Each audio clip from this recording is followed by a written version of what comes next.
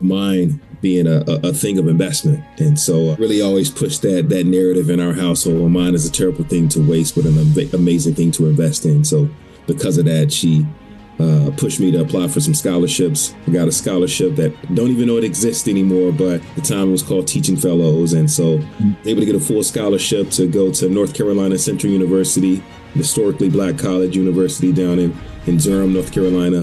You are listening to the Global CTE podcast with your host, Sylvester Chisom. Welcome, my friend, to another episode of the Global CTE podcast. I'm your host, Sylvester Chisom. This is the place where I interview the best, the brightest, the movers and the shakers. Today is no different. We are in for a great treat. My brother, my fraternity brother, Mr. Tremain Holloway, yo to the noops one time. Super excited to have him on the pod. I just want you to know this is the first ever second time guest on the pod. So let me tell you why he's here. Absolutely. So excited to welcome back special guest Tremain Holloway. Tremain is a doctoral candidate at Harvard Graduate School of Education, and he's the founding principal of Maritime High School in Seattle, where he led innovative hands-on experiences that connected students to real-world careers. And we first met on the Durable Skills panel at the CAPS National Conference, and I was so impressed with his work, I had to have him back on the podcast. With over 10 years in education, Tremain is rethinking how schools prepare students for the future. Now let's dive into this conversation about innovation, leadership, and industry partnerships in CT. Tremain, welcome to the pod. I appreciate you, my brother. I appreciate that so much, man. We're making history today in Black History Month by having me back on, so I appreciate absolutely. Yes. First, yes, this will be a fun Black history fact for the CTE, for the Global CTE podcast. The first person, be a two-time guest. It was Dr. Tremain Holloway. That's who it was. And as you just mentioned, this episode is part of our series Black In CTE, where we're celebrating two things that are both deeply personal to me. Black History Month as well as CTE Month. So what greater way to do it than to have you on the show, man. My first question that I normally ask people is, what's your origin story? But we've already kind of covered that. But I do want to just to give people who are listening for this first time hearing you on this episode, if you want to just give a little backstory, man, how do you end up at Harvard today? What's the backstory? Yeah, man. I think it's always great to be able to share your story anytime we get a chance. So I'm incredibly grateful that you allowed me to be on the platform to reshare and to share updates on where I am in life now. So yes, I'll hop into it. So my name is Tremain Holloway. I'm originally from North Carolina, Eastern North Carolina. My mother was an educator, taught me 39-year educator, taught me when I was in high school. Dad was a deacon in the church that I grew up in.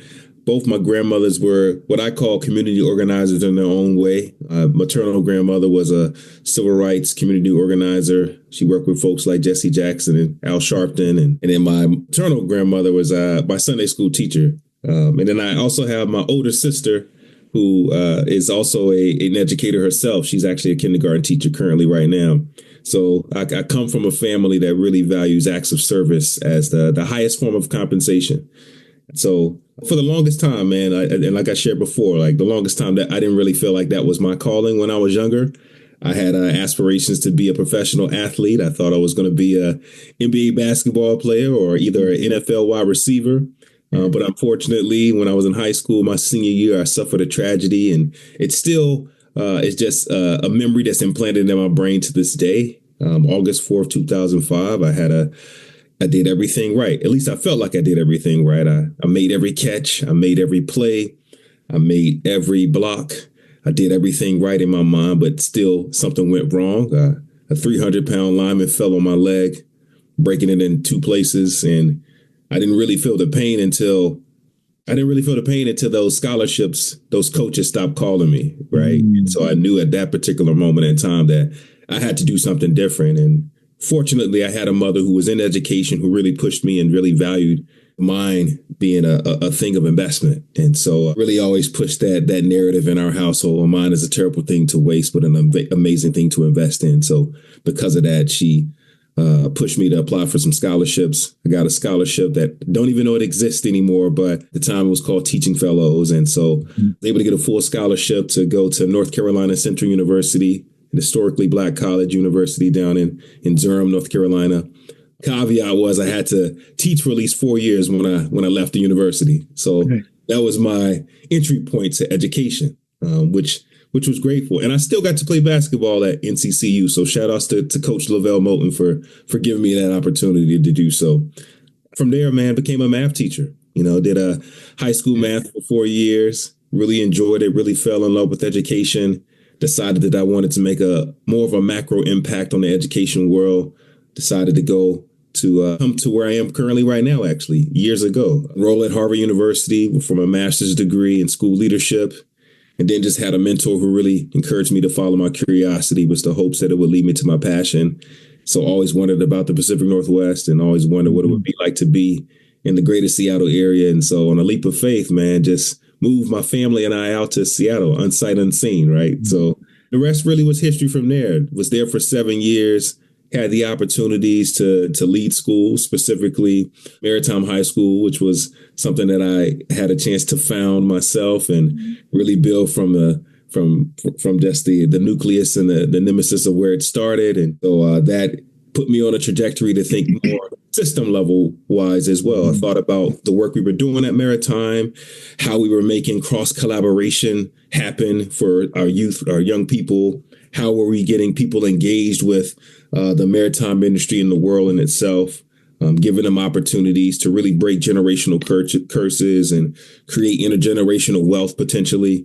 And so now I start thinking more system level, like, maybe I could do this on a larger scale. And so decided that I wanted to come back to the Harvard University, the Graduate School of Education, to work on my doctorate. So enrolled in the EDLD program, which I'm currently a second year doctoral student in. And so life has been good so far. And, I'm halfway through the program. So I love it. Make it work the best way I can. So you are doing it. That's why, as I was thinking about this series, it's a perfect time to bring you back on the pod, because you're definitely one of the most inspiring education leaders that I know around the country. And your episode, when we talked about the maritime industry and the level of collaboration between school system and and the city and and the port of Seattle,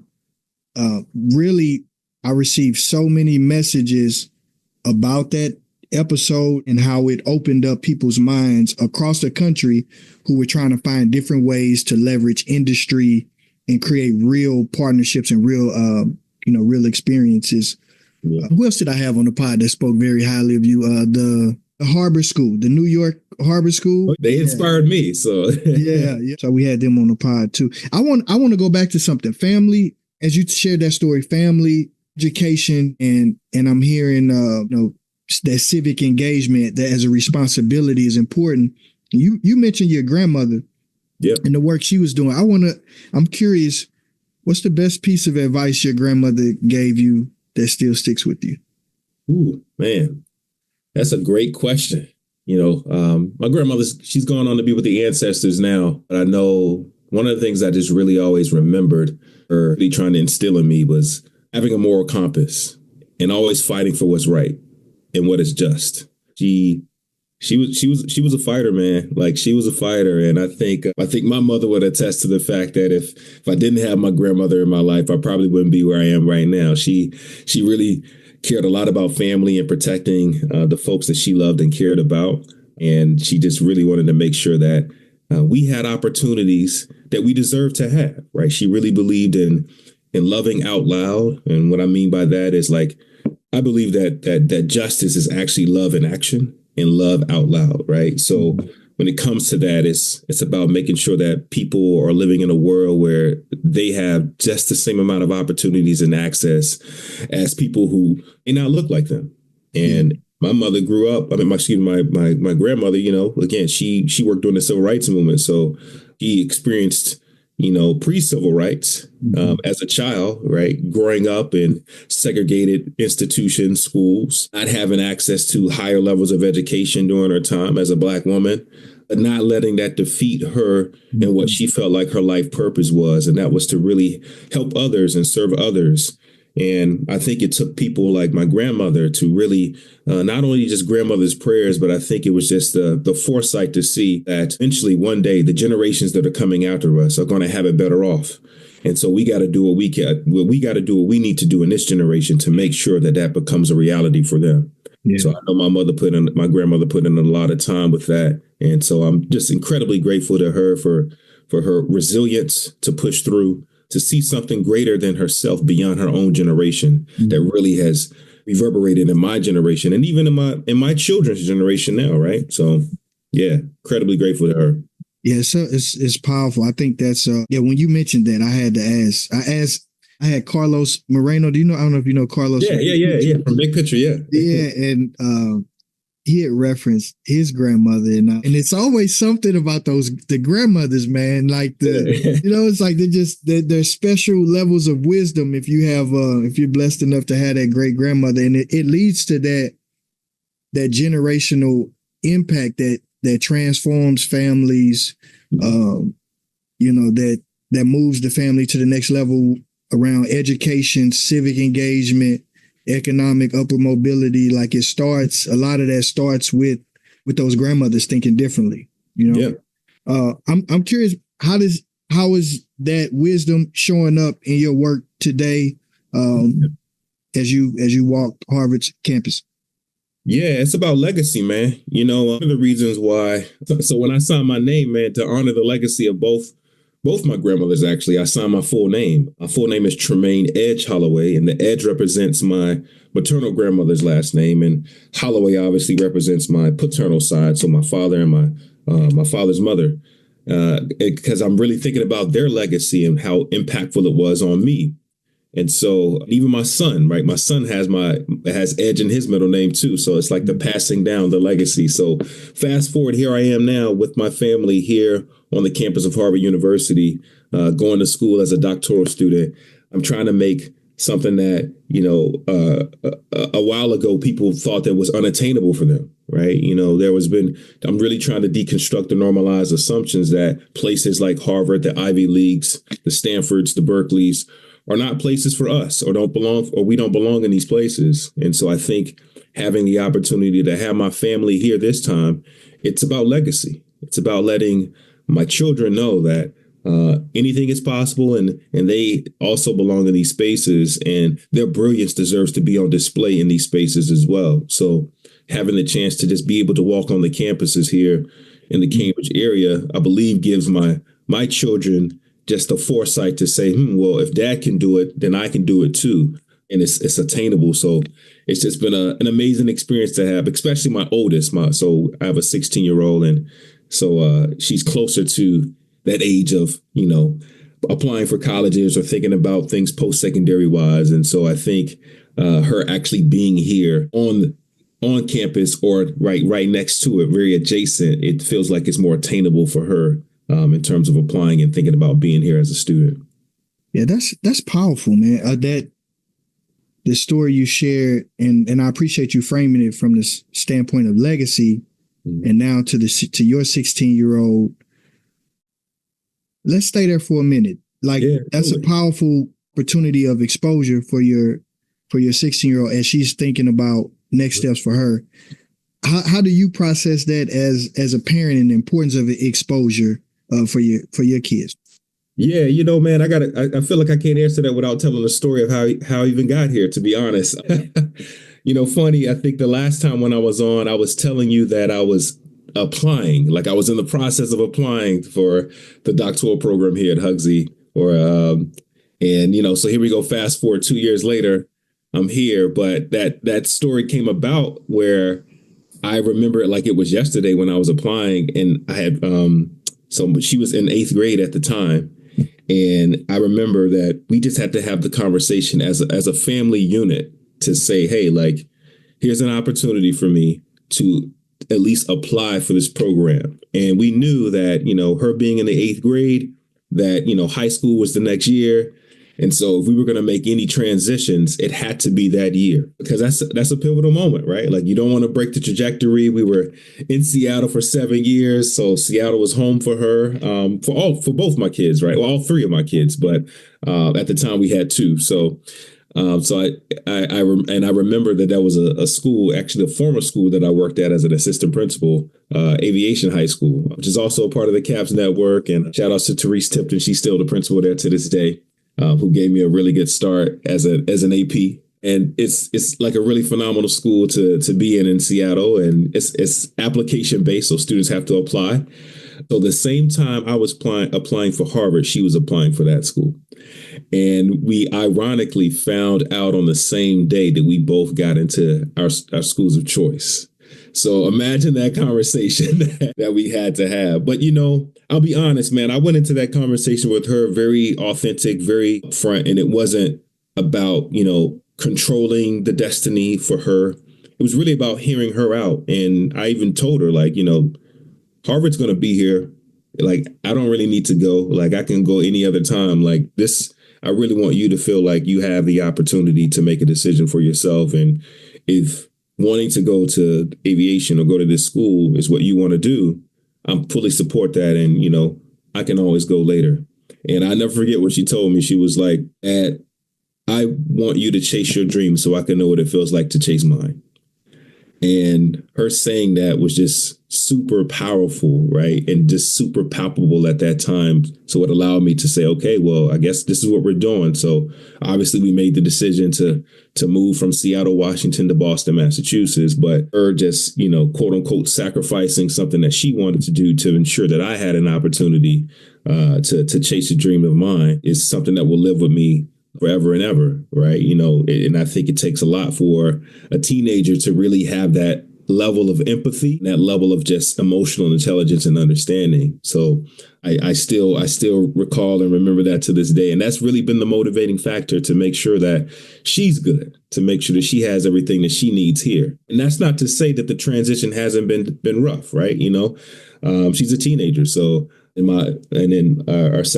middle child is now 10. So it was a rough transition for them going, 3,000 miles away, being in a place they were 7 years ago. But I think now that they're seeing me getting closer to that dream becoming a reality, it's really impacting them to dream bigger, right? To not minimize what they want to do, right? And not to feel as if like it's not possible. So again, I think that pours into the legacy factor as well, right? Like really normalizing the places and spaces that I believe we built and we belong in. That salute to the parents for having that perspective. I mean, for raising a teenager to have that level of perspective. Yeah, and that's just great. That's pushing them to dream bigger. That's powerful. So now you're at Harvard. What program are you in? Like what's the focus area? I'd love to hear more about what you're working on in education. Yeah, I appreciate that. Yeah. So I'm in the EDLE program, which is education leadership. So it's a doctoral program for education leadership. I'm in the 13th cohort that we've had here. So lucky 13. It's always been a funny joke of ours. Our program really essentially tries to ensure that we're developing system level leaders. So whether if it's in pre-K-12 schooling or if it's in the philanthropic industry or anything in the education ecosystem. So think about nonprofit organizations that are in the community that support or youth serving professionals work for. It's about training up system level leaders. So we're really in a practitioner based program. So it's not as traditional as your typical PhD research programs, right? When you think about a traditional PhD program, essentially that's like solo research. So it's something that you've thought about, that you want to study, that you want to learn more about, and that you want to research on.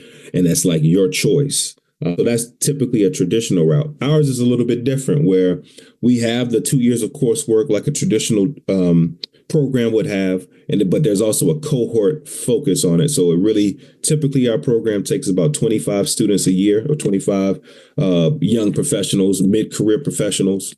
and it really allows for them to really focus and foster on the cohort, trying to get, bring in people who have been leading in their own way, in their own organizations, in their own fields, that have something to do with the education ecosystem. So that first year is really all our classes are taken together in a cohort model because it's really trying to foster a cohort feeling. In the second year, we get an opportunity to have a little bit more autonomy in our schedule. We still have required courses as a cohort, but get a chance to really get exposed to other schools here that are on campus. So outside of the ed school. So there's the School of Political Government, like the Kennedy School. I've taken some great classes there. There's the law school that we can have access to. Currently, right now, I'm enrolled in a business school course, right? So I'm learning about, authentic leadership development, who I am as a person when it comes from a business perspective. So that's been a really interesting and intriguing way to think about work that I want to do, right? As authentic leadership. That's the class you're in. You said, yep. Authentic leadership development. Excuse me. Give us an insight from that. Give us something. Yeah. What was last week's lecture about? Give us an insight. Oh yeah, deep, man. Last week was deep. The business school is different, man, and I think one of the most interesting things about being at the business school is just the way of thinking is different. Me having more of a educator background, and I've dabbled obviously in the CTE world, so we are connected. That cross-sector collaboration is something I really am passionate about.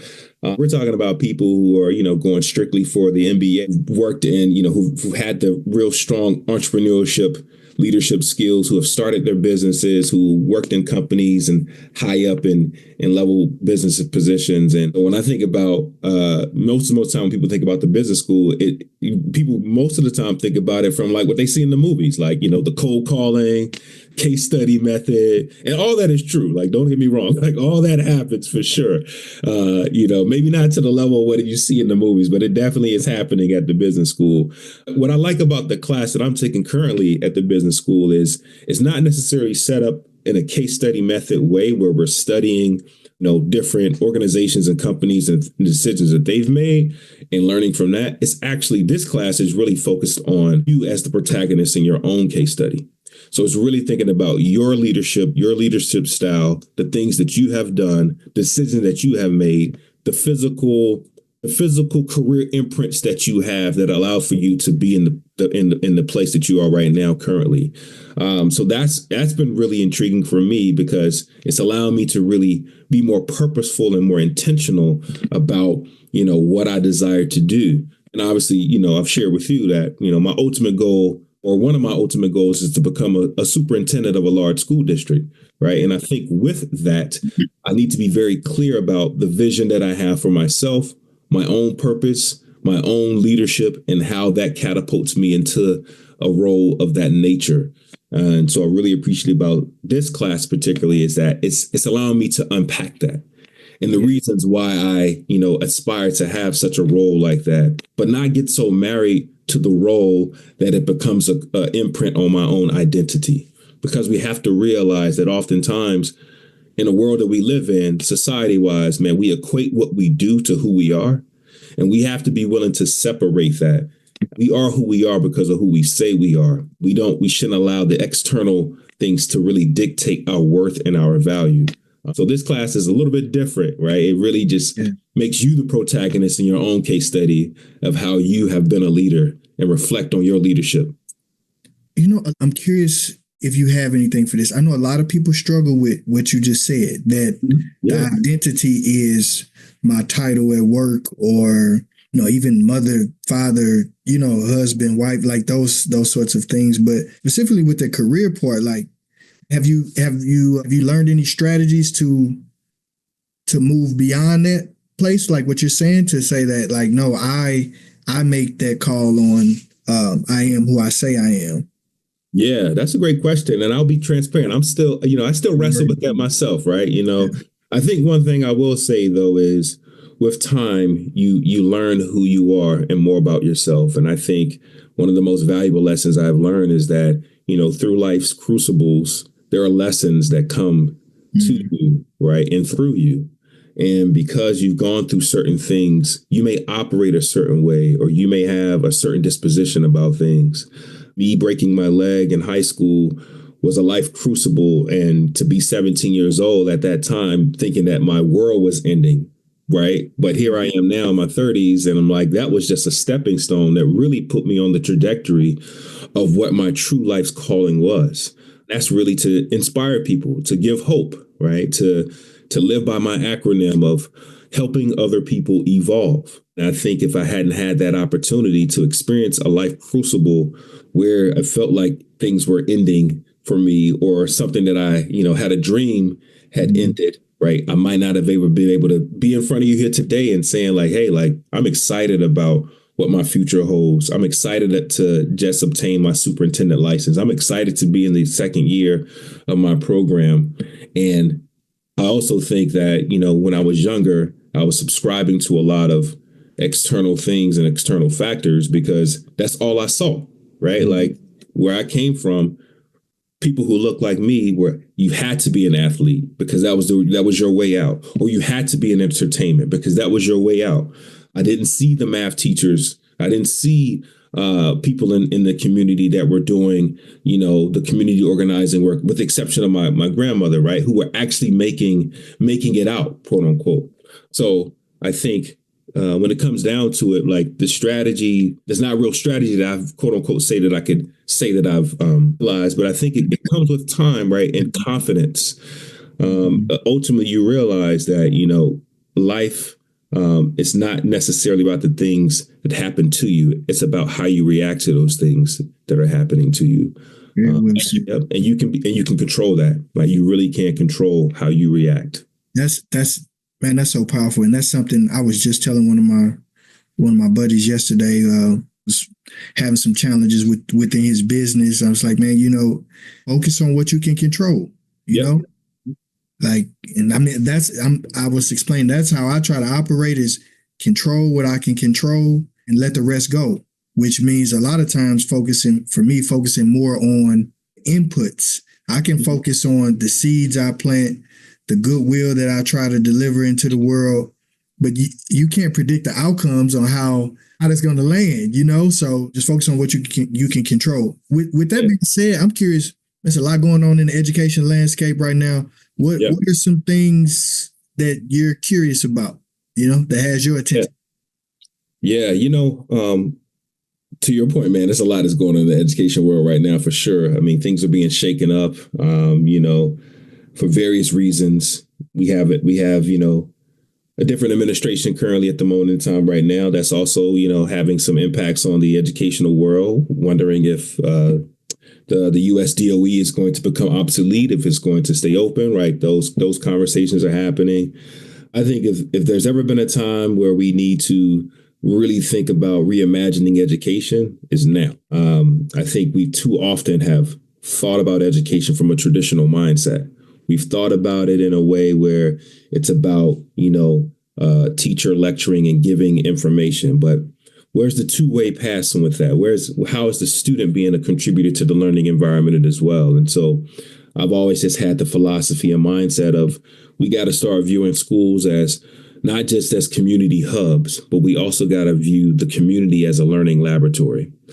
And what I mean by that is having the cross-sector collaborations that you leverage the organizations that are in the community, and how are they feeding into the schools, while at the same time, how are they being utilized as a hub for learning, as a hub for career trajectory, as a hub for opportunity? And I think if we really begin to we really got to start reimagining what that looks like. It can't be so traditionalized, right? One of my reasons for wanting to start Maritime High School was because I got tired of the status quo, right? I got tired of the traditional way we did schools. I got tired of how we reduced students to letters and numbers. I'm really thinking about them and how their real brilliance can be categorized, right? I also got tired of the fact that, folks who were looking like me or other Black and brown children that were out there weren't exposed to the same level of access of opportunities in a field like the maritime industry. And so I wanted to be the caveat that really connected students who needed power to those who have power, so that the industries could be more powerful.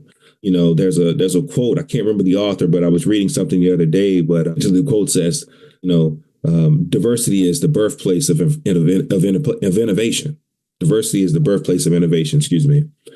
So having diverse perspectives at the table, right? Even when you even when you feel like fundamentally, ideologically, their perspectives might be that different than yours. From that place of bringing different, diverse perspectives to the table is where you're going to actually birth some sort of innovative, creative idea, right? We can't keep doing the same things and expecting different results. We can't be surrounded by the same fundamental ideological folks that we hang around and expect to have innovative, creative ideas that are happening all the time. It really takes some of that creative tension for these ideas to really matriculate and self-populate themselves and rise to the top. So even in this particular moment in time where some folks may be feeling that, education is at a threshold where we don't know what the next step is. And even in our country right now, where things seem very divisive, I think we need to focus on not who we were, but who will we become in spite of what may be happening to us currently right now. And then with that, that's really embracing and really being able to hold diverse perspectives so we can birth that innovation that we need in education. And I love that. Diversity is where we receive the innovation. Mm-hmm. And then you said the community, see the community as the learning lab for our schools. I like that. Yeah. Absolutely, man. I mean, that's the work you do, right?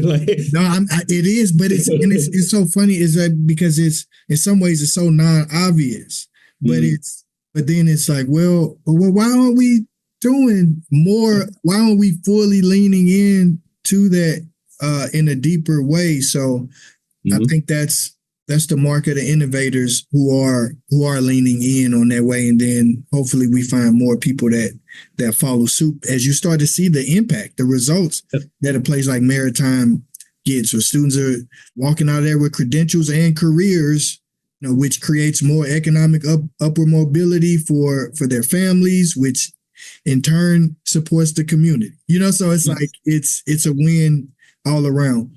Yeah, I had a good opportunity to kind of do a project in one of my classes here. Professor Joel Mehta has a course that's called Deeper Learning. So deeper learning is a big deal, project-based learning, all that, all that stuff like that. And in our project, we really tried to focus on thinking about schools as not just community hubs, but the community as a learning laboratory. And, we tried to give examples about that. And there's pockets of it happening throughout our country.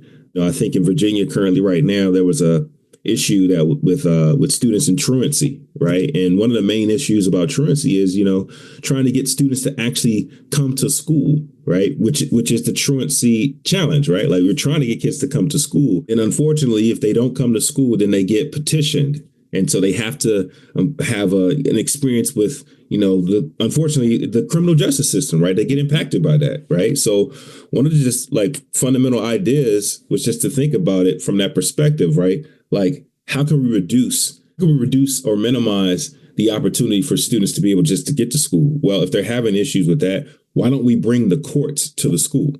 So how do we so Virginia decided to say, hey, well, we're just going to bring, every week, we're just going to have a judge on site. And so we're going to run the truancy courts right there on site. So that's one way to think about schools as a community hub. You're bringing that resource into the school.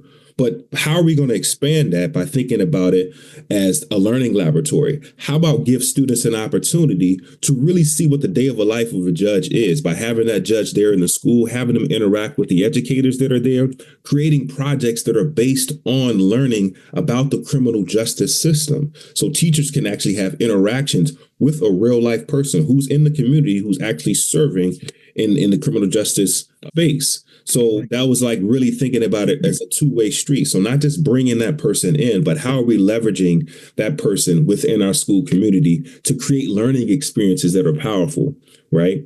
So that's just conceptually what I'm really thinking about when it comes to that concept, right? Cross-sector collaboration can happen easily. We just got to start reimagining what it looks like.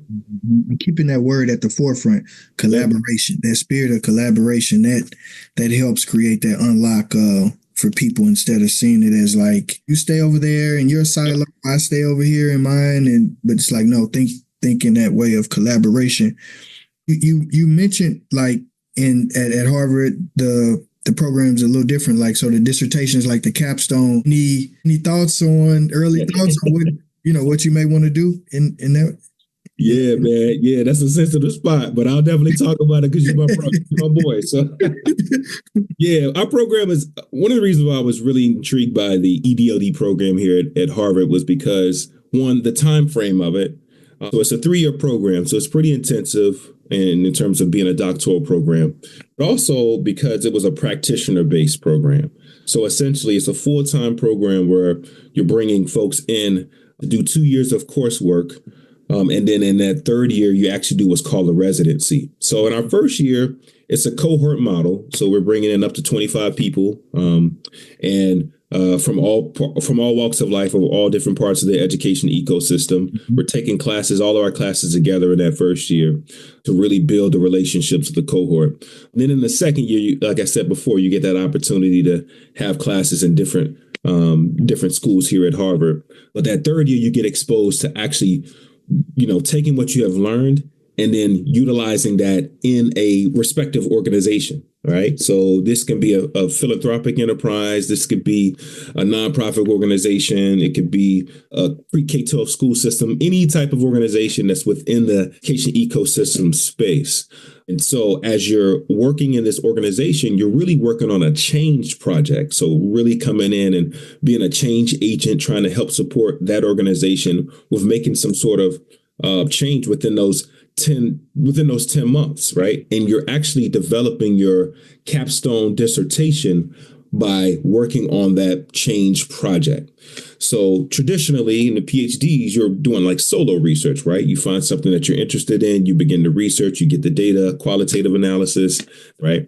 But in our program, we're actually doing something that's going to be tangible. So as we leave that organization, or if there's an opportunity to stay at that organization, you've created a line of work or a work stream that's actually going to help prepare that organization further with the strategic plan that they have or with the work that they're desiring to do. So I really like the fact how tangible that it is, right? And how practitioner based that it is. So, yeah, so that's our program. And I'm excited for what I'm going to be doing as well. So I just found out that I'll be in Boston Public Schools doing that work. So I'm really excited and looking forward to building on the work that I've done previously, right? Project-based learning, cross-sector collaboration at a larger scale, right? How does that look in a large school district like Boston Public Schools? So I'm excited about that. Well, we're not going to stop at 2. The door is open for the first 3-time guests and share, like once you get that momentum going to here, I definitely want to hear more about that, man, that work. I want to switch gears, man. It sounds like the community at Harvard with your cohort has been amazing at the Graduate School of Education.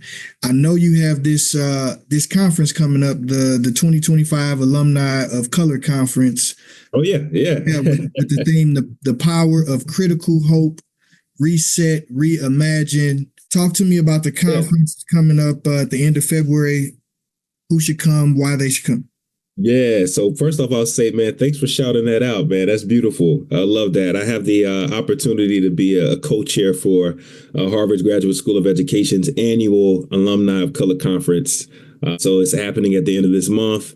We're going to have 2 keynotes there. Dr. Gholdy Muhammad, if you're familiar with her work, the author of Cultivating Genius and Unearthing Joy. And then we have Dr. Sharif El-Mekki also as a keynote speaker, who has done a lot of work in the education system around Black teacher development and empowerment. So excited to have those 2 powerhouses come speak here in Cambridge at Harvard Graduate School of Education.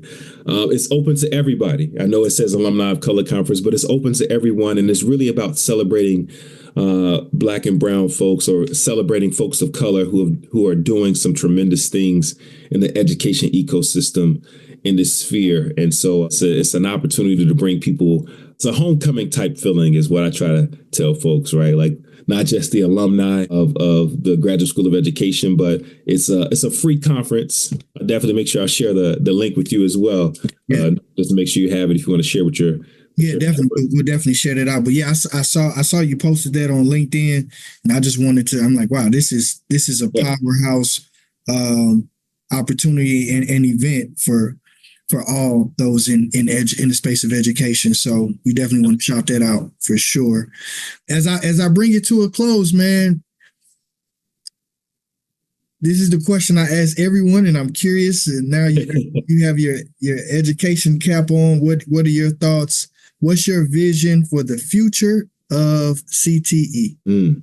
I think it's always going to be the same for me, man. Like my vision for the future of CTE is to provide hope and to ensure that we are, deconstructing the barriers that have unfortunately marginalized folks and enhancing the things that create intergenerational opportunities and wealth for our youth. That's always going to be the thing that is the guiding light for me, is to ensure that we're providing hope, that we're creating for the next generation. And I think with the innovative minds of the youth that are out there now and the youth serving professionals that are in the education ecosystem now, I think they have that same mindset.